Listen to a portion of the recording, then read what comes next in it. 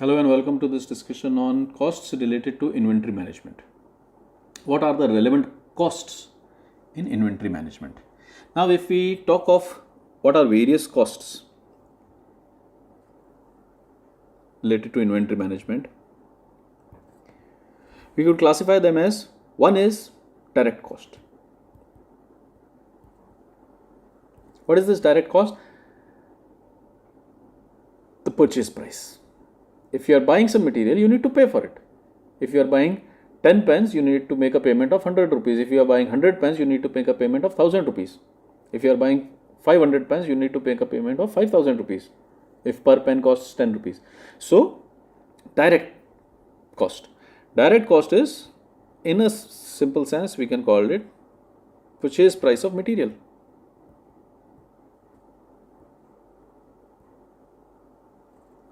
Purchase price of material. So if you are buying something, you need to make a payment for it. Then we could split it into certain indirect costs also.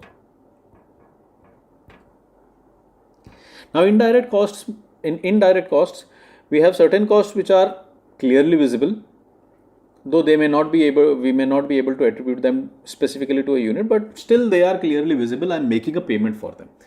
Like there is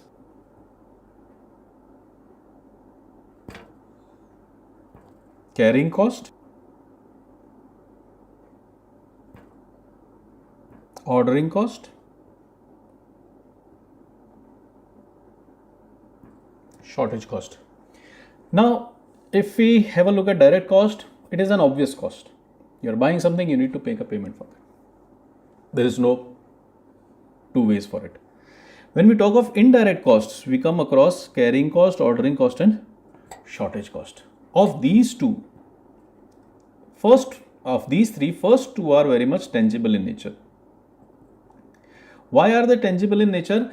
I am somehow incurring some cost on them, which can be traced, which can be tracked. Yes, it may be tough to track those costs, but I can somehow track those costs. For example, what is carrying cost? You bring 1 kg milk and 250 grams of butter. You need to store it and you need cold storage for it. So you put it in a fridge. Now you set the temperature in the fridge such that it could preserve the milk and butter for 4 days. So you have set a temperature. Very well done. Now in doing so, I'll be incurring certain cost. That cost will be in terms of electricity expenditure. Now what happens is, because I have kept only 1 liter milk and 250 grams of butter, so lesser amount of electricity will be used. But if I keep 25 liters of milk in that same fridge and 5 kgs of butter, then of course the fridge will have to operate for more longer periods in order to cool that thing. And when the temperature starts dropping, again the fridge will have to operate for extended periods. So in a sense, we can say that if for 1 liter it was working for 10 minutes, for 10 liters, not necessarily 100 minutes, but it will have to work for more than 10 minutes. So obviously what is happening is, as your amount you are carrying is increasing, your carrying cost is increasing. For holding 1 liter milk, probably I will not be needing the fridge itself, because 1 liter milk I can exhaust in 1 day. So I do not need a refrigerator to preserve it. But if I have 10 liter milk, I'll have to preserve it, because I cannot consume 10 liters today. I'll consume 1 liter, 1.5 liter, 2 liters today. Remaining I'll consume in next 3-4 days. So what is happening, if you are carrying 1.5 liter to 2 liters, no inventory cost, carrying cost is there. I'll use it. But as the inventory level is increasing from 2 liters to 4 liters, 4 liters to 10 liters, as it is going more 4 liters, some electricity will be consumed because I need to keep it for 1 day. From 4 liters to 40 liters, more electricity will be needed because I'll need a bigger refrigerator. From 40 liters to 400 liters, I'll need a refrigerator like a room, of the size of a room.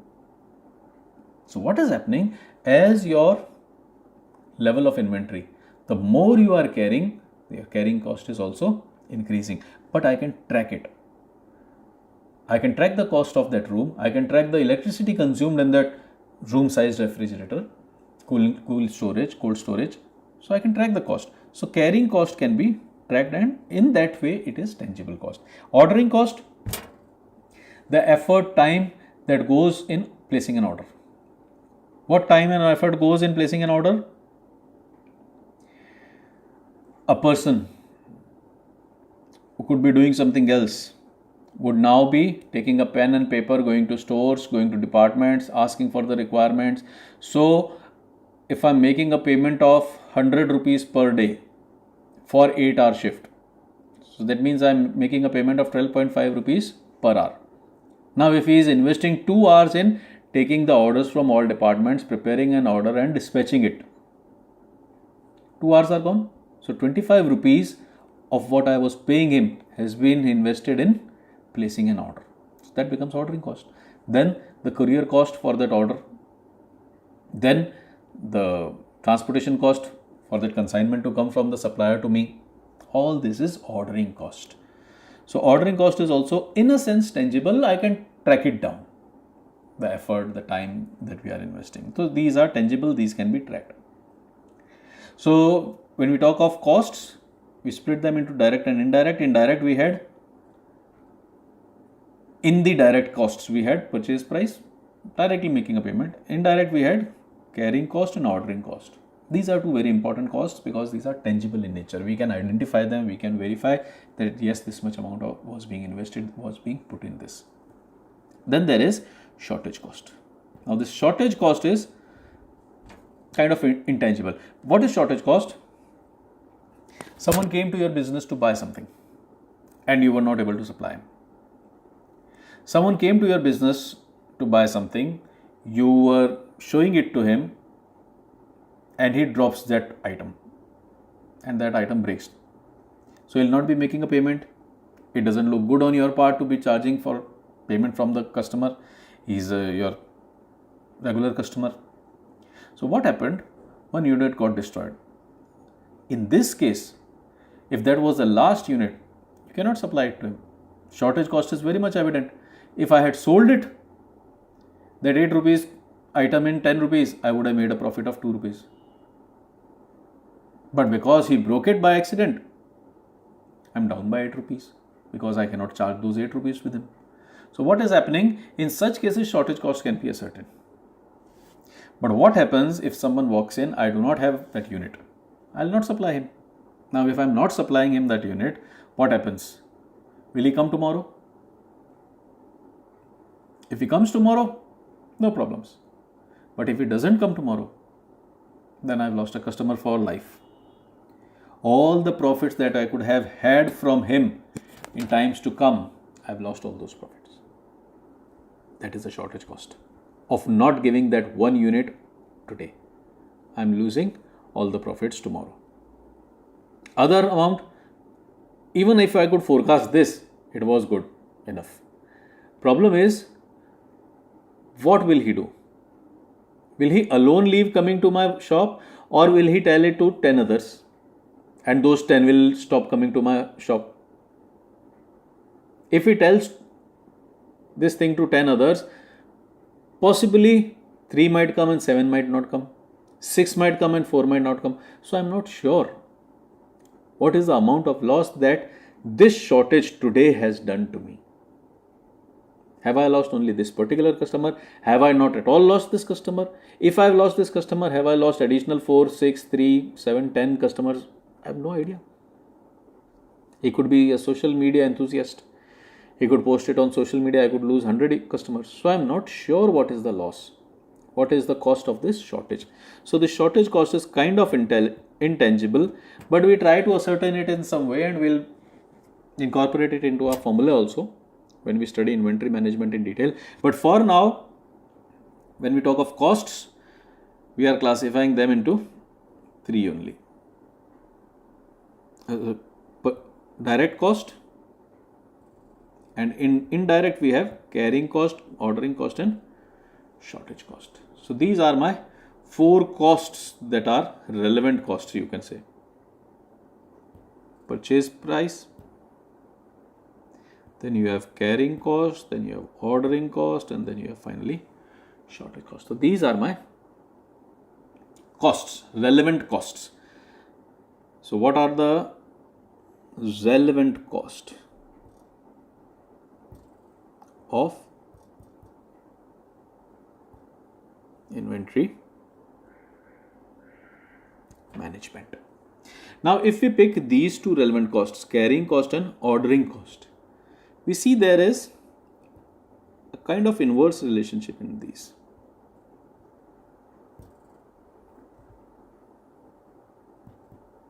If we plot them, as the quantity increases, if you are buying 1 kg or 1 liter of milk, no carrying cost. If you are buying 4 liters of milk, you can store it in your home refrigerator. But if you are buying 40 liters of milk, you need some kind of bigger refrigerator. But if you are buying 400 liters of milk, you need some institutional refrigerator. So as your inventory level is going up, your refrigerator requirements are going up, and as your refrigerator requirements are going up, your electricity requirements are going up, and as your electricity requirements are going up, obviously your carrying costs are going up. Because you need to carry those 400 liters, you are spending more money. So in a sense, can I not say that as quantity increases, cost also increases. Hence we get this kind of curve. If we see that for less quantity we are having less cost, if we increase the quantity we get more cost, we can see. So I can say that this is my carrying cost curve. Fine. What about ordering cost? Suppose I needed 100 pens.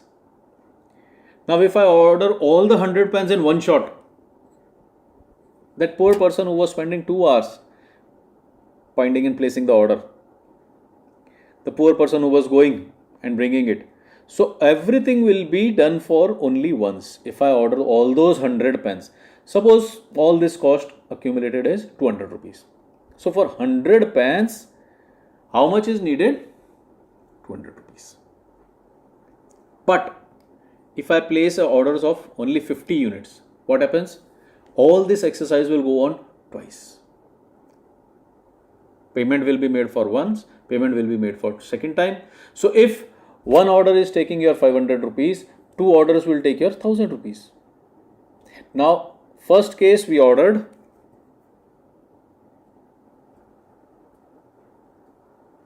order size, number of orders, and cost related to it. If my order size is 100, how many orders will be going? One order will be going. What will the cost? 500.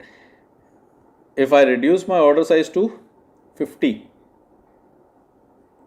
2 orders will be going, and my total cost in orders will increase to 1000, because 500 per order and 2 orders will cost me 1000 rupees. If I place orders, very small orders of 10 units for each order, I'll need to place 10 orders, costing me. So you can see, as the order size is reducing, cost is increasing. Or in other words, we can say that as order size is increasing, cost is decreasing. As order size is increasing, cost is coming down. Can we say that? That as quantity is increasing, as I go here, quantity is increasing, but I see that cost is decreasing. So I can say that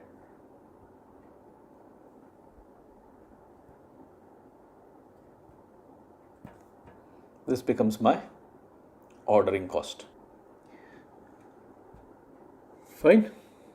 Now it may be in shape of ordering cost, it may be in shape of carrying cost. The problem is, these are my costs. I need to bear them. So instead of taking individual costs, what I do is, I take total cost. What is total cost?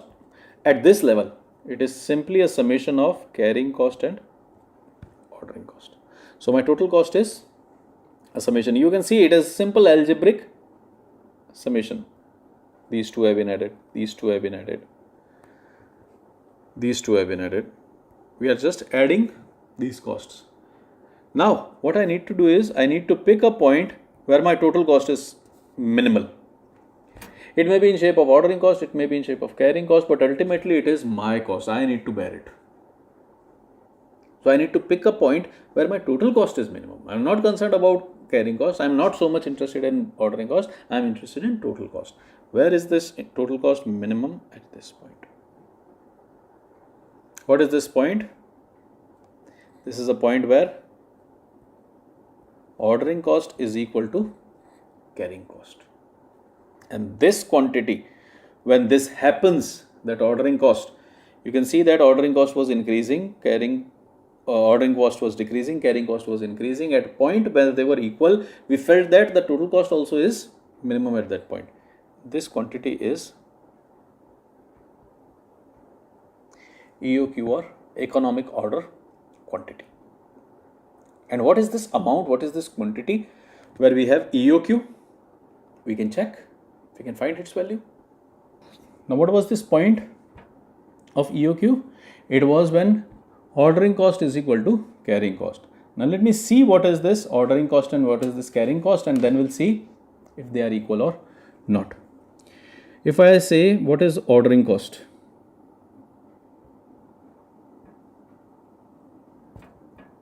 In very simple terms, what is ordering cost? It is number of orders multiplied by cost per order. Is that very simple? Number of orders multiplied by cost per order. Let us take an example. Your demand is 100 units. Your order size is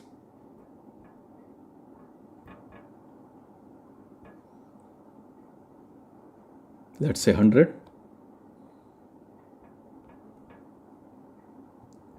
Ordering cost is 500. So you need to fulfill a total demand of 100. Your ordering quantity per order is 100. So how many orders will I be placing? I'll be placing one order. Total cost will be 500. Now what happens if I say that I'll not be placing orders of 100, rather I'll be placing orders only of 50. If I place orders of 50, how many orders do I need to place? I need total of 100. I need total of 100. And I am placing one order of 50. So how will these 100 units come to me? In stocks of 50. And how many stocks of 50? 2 stocks of 50. So 2 orders need to be placed.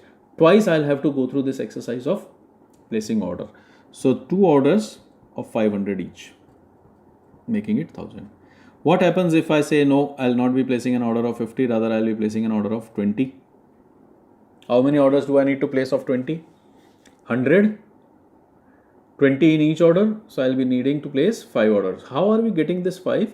It is 100 upon 20. In first case it was 100 upon 100, 1 order.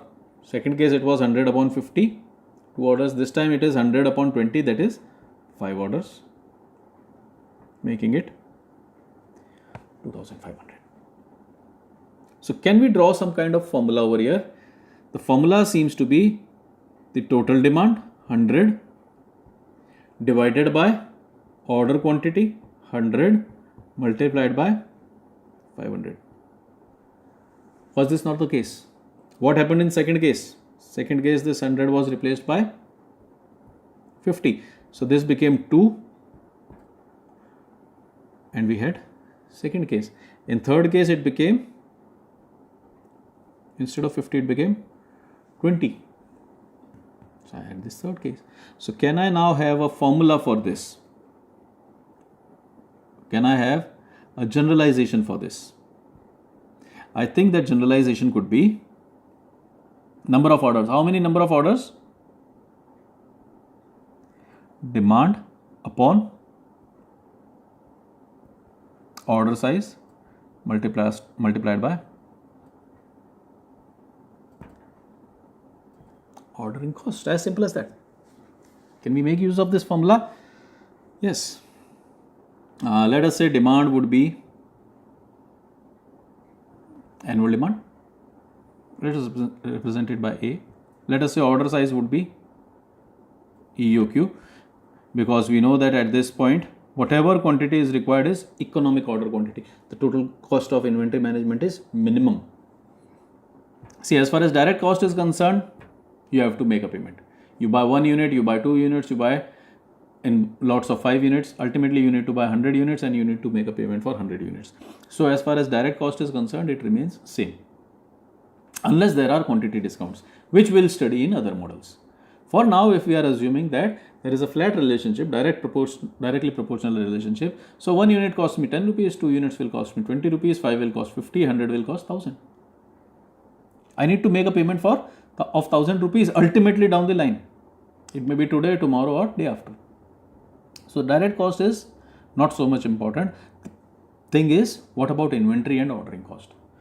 We saw that inventory ordering cost changes radically. From 500 it went up to 2500. So, ordering cost is very important to check. And what can the formula be? Demand upon order size. We checked it right now. Now we are trying to formulate it in some kind of formulation. So, demand, let us say annual demand, and ordering cost let us call O. So, this becomes my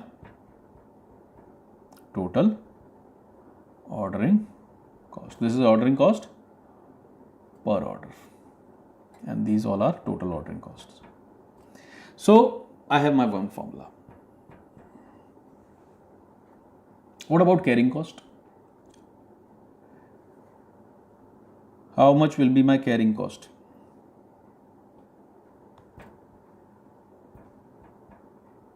What will be the total carrying cost? Very simple formula.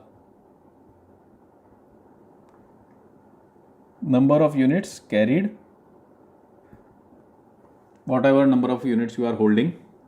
If you are holding 40 liters, electricity will be consumed proportionate to that. If you are holding 400 liters, electricity will be consumed proportionate to that. Number of units that you are carrying multiplied by, if I am carrying 10 units, cost will be for 10 units. If I am carrying 100 units, cost will be for 100 units, multiplied by per unit cost. Per unit carrying cost.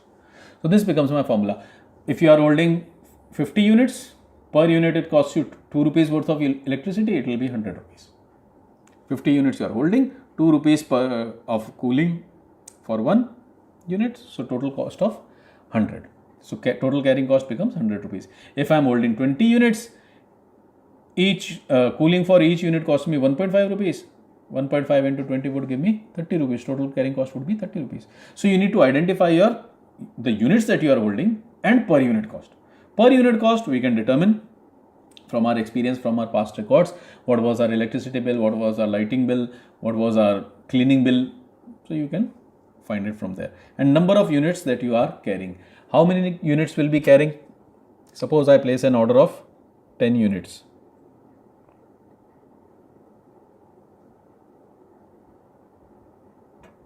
I place an order of 10 units and I consume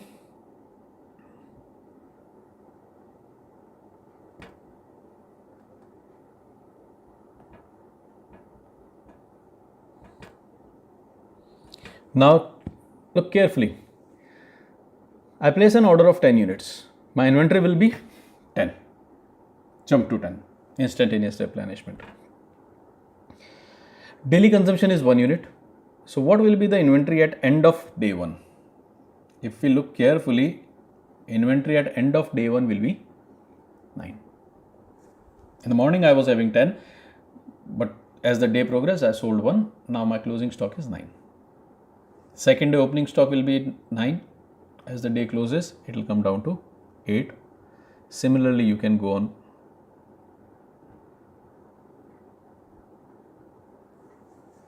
So, these are the inventory levels that I will be carrying. At times, I will be carrying 9 units, but then at times I will only be carrying 1 unit. There will be days I will be carrying 8 units, there will be days I will be carrying 2 units. There will be days with 7 and 3, there will be days with 6 and 4, then there will be days with 5 units. So can I say that on an average I'll be carrying 5 units? Not sure. Let me see. What is the closing stock for day 1? 9. 9 plus 8. I wish to check what is the average closing stock. Average units that I'm carrying. That is my closing stock. So let me check what is my average closing stock. On day 1 it was 9. 9 plus 8. 17. Third day it was 7. 24. 30. 35. 39, 42, 44, 45. So if I add up my units carried, number of units carried, if I add up these number of units carried for all such days, it comes out as 45. On an average, I'll be carrying 45 units in a time frame of 9 days. 1, 2, 3, 4, 5, 6, 7, 8, 9. So I have data for 9 days and total I carried 45 units in those 9 days. That gives me an average of 5 per day. Now take a pause. You placed an order of 10 units and you are carrying 5 units each day. What would have happened? Let me change this thing up a little bit.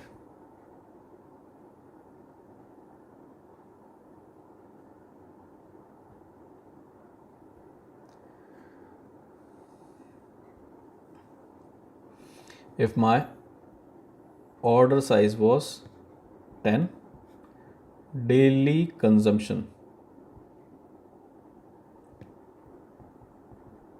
was 2. What will be my closing stock at day 1? I had 10, but I sold 2. So closing stock was 8. Second day opening stock would be 8, but closing stock would be 6.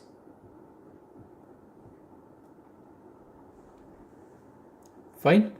So now, if I try to find out average carried inventory, how much total I have carried? 14, 14 and 4, 18, 18 and 2, 20. Total I have carried 20. In how many days of data? So it doesn't matter what is your consumption rate. We can see last time my order size was 10, consumption rate was 1. But average came down to 5, 45 upon 9. In this case, my order size is 10, consumption is 2. But still,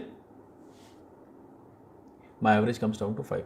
So can I not say now with some assurance that the average number of units carried is always half of the order size? Can I say this thing with assurance? That number of carried units will be order size, like it was 10. Daily consumption may be 1 or 2, but still I saw that average units that I was holding was 5. So order size divided by 2 is my number of units carried. Multiplied by per unit carrying cost, let us say it is C. So can we have a formula shape over here? Order size we said EOQ. How much order should be placed? It is best to place an order of EOQ. We saw that. In this case also we saw that we were placing an order of EOQ. So order size will be EOQ, economic order quantity. This is the best quantity that you should order. We'll order that upon 2, half of that size. If you are placing an order for 10, 5. If you are placing an order for 100, on an average you will be carrying 50, because there will be 100 against 0, 90 against 10. Initially you will be having 100, final day you will be having 0. Second day you will be having 90, ninth day you will be having 10. So we saw that 100, 0, 90, 10, 80, 20, they tend to balance each other out. So we can say that half of EOQ multiplied by carrying cost. Let this be my second equation. Now, what is my EOQ? EOQ is a point where total ordering cost is equal to total carrying cost. Let this not be O and C. Let this be total ordering cost is equal to total carrying cost. Fine.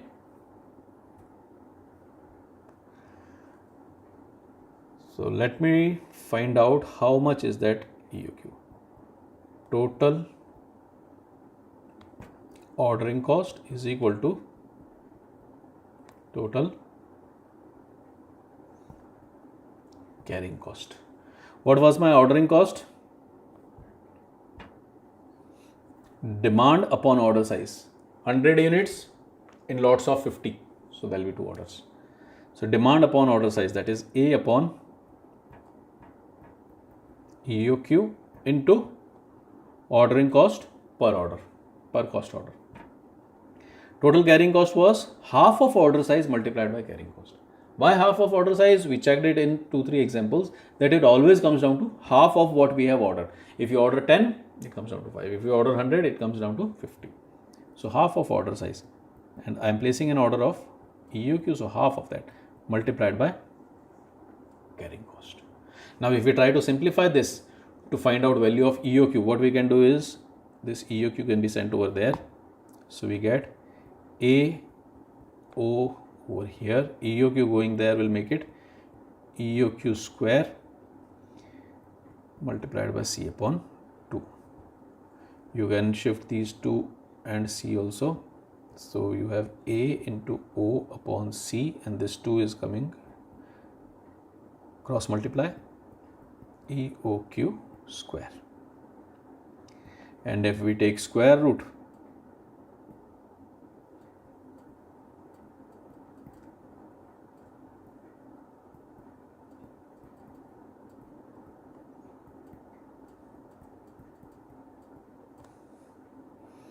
we get EOQ, and this becomes 2 AOC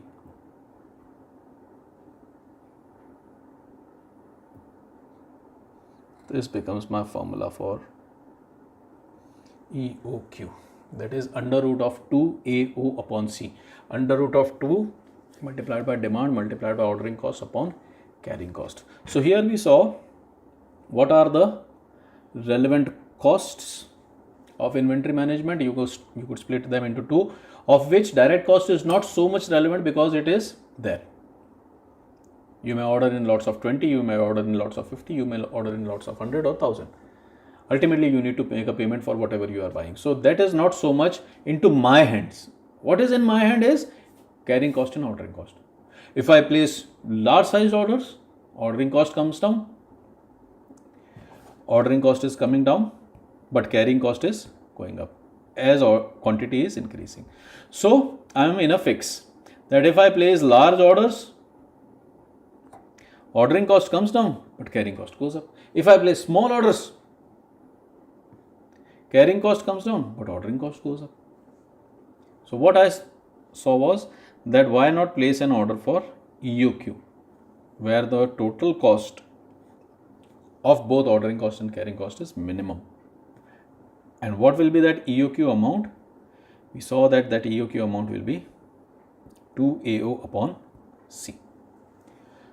So this was an introduction to relevant costs of inventory management system and EOQ.